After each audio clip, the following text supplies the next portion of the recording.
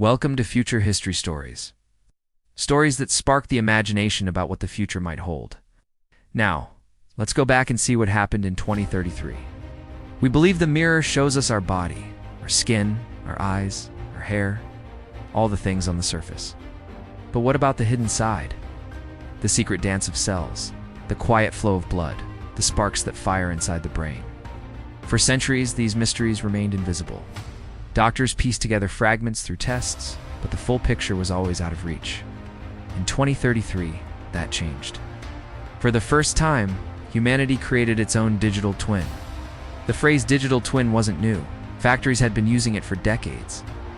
Engineers built virtual models of airplane engines to test them before they ran. Bridges were stress-tested in simulations before a single beam was laid down.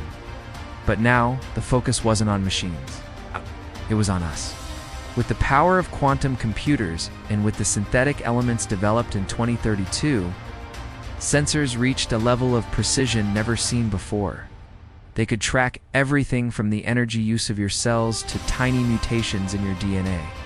For the first time, a complete digital model of the human body could be built. In March of 2033, at a research center in Geneva, history was made. What the world witnessed was not a device, but a reflection.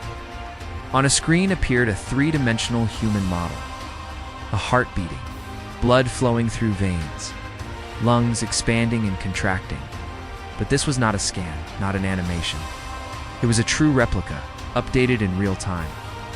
Every cell, every genetic code, mapped and alive in digital form. It was a quiet but profound threshold, just like the stabilization of qubits in 2030. Because now, for the first time, it wasn't a machine that had a twin. It was a human. The first impact was, of course, in medicine. In Paris, a young woman woke up and slipped on what looked like an ordinary wristband. But inside were quantum sensors making millions of measurements per second. Every detail streamed to her digital twin. As she prepared breakfast, her virtual body calculated the oxygen levels in her muscles, the energy consumption of her cells. Before she even left for work, her digital doctor sent her a quiet alert. Your iron levels are dropping. Adjust your diet. Meanwhile, in Tokyo, a 70-year-old man never went to his checkup. He didn't need to. His digital twin had already been sitting on his doctor's screen for days. With one click, the doctor rotated a 3D model of the man's heart. A rhythm abnormality, something that might have taken years to detect, was spotted instantly. Medication doses were tested first on the twin side effects simulated, and then adjusted for the real body.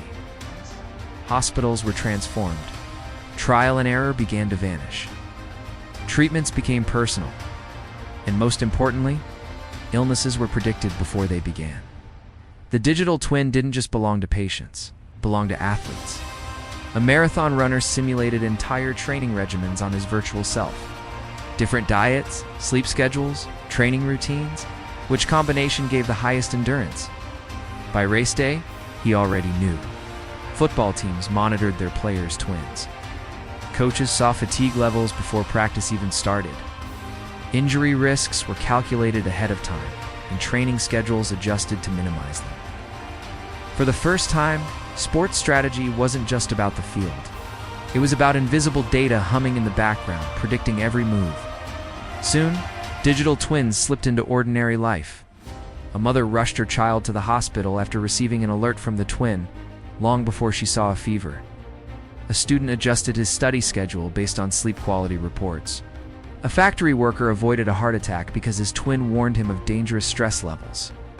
Most people never use the words digital twin, they just experience the benefits. A safer, healthier, calmer life. The revolution of synthetic elements in 2032 had already reshaped electric cars. By 2033, digital twins joined the story. Cars now connected directly with the driver's twin. If a driver's heart rhythm faltered, the car pulled over on its own. If fatigue levels spiked, the car recommended rest stops. The roads became safer not only because machines were smarter, but because human reflections traveled with them. But with progress came unsettling questions. Who is the digital twin? If a virtual model holds your heart rhythm, your DNA, even patterns of thought, is it still you, or just a shadow? And if the body can be copied, what about the mind? If thoughts, memories, and consciousness itself could be mirrored in silicon, would the copy be you, or would two of you exist? 2033 ended not with celebration, but with reflection.